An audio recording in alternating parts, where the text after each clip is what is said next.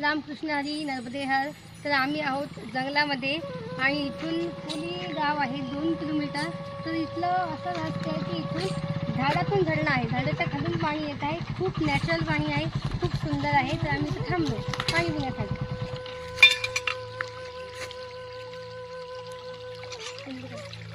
पाणी पहा किती शुद्ध आहे, एकदम खाली दगड बिगड जे आहेत ते सगळं दिसतंय.